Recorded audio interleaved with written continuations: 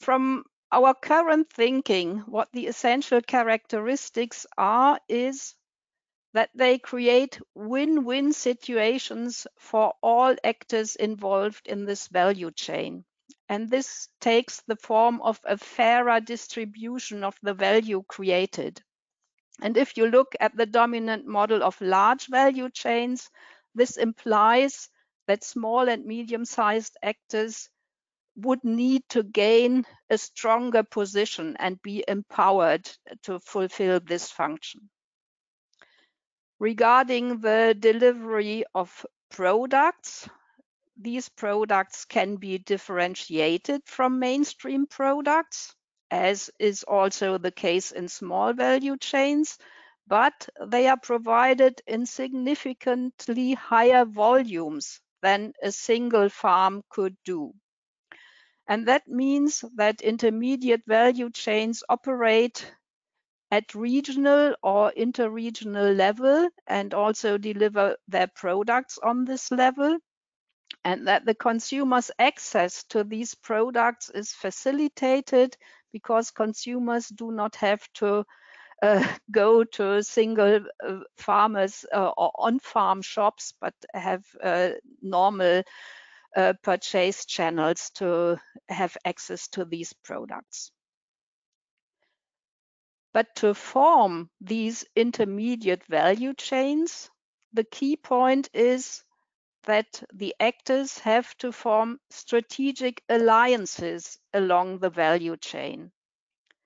And they have to do it because each single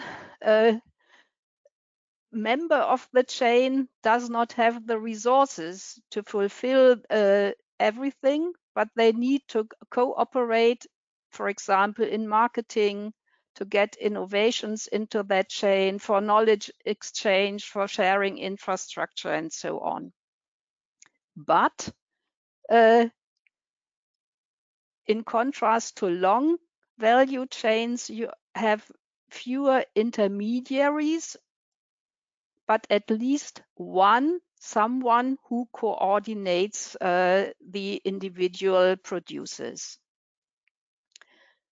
And within these strategic alliances, the quality of the relationship is special, and trust and transparency and shared values seem to be a very essential characteristic.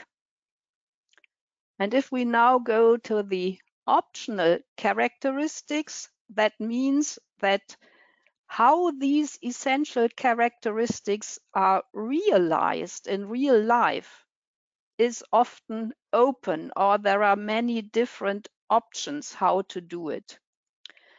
So, for example, regarding these win-win situation that you want to achieve, it is often economic resilience for small and medium-sized actors, but not every time.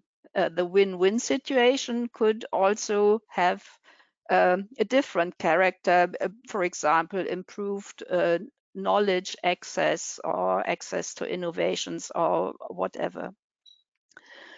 Also, the product characteristics, they should differ from the mainstream product, but in which way they really do it, there is a broad spectrum of possibilities.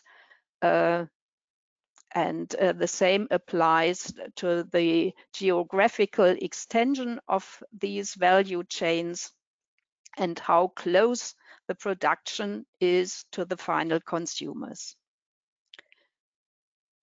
As I said, the coordination of this new value chain constellation is very important.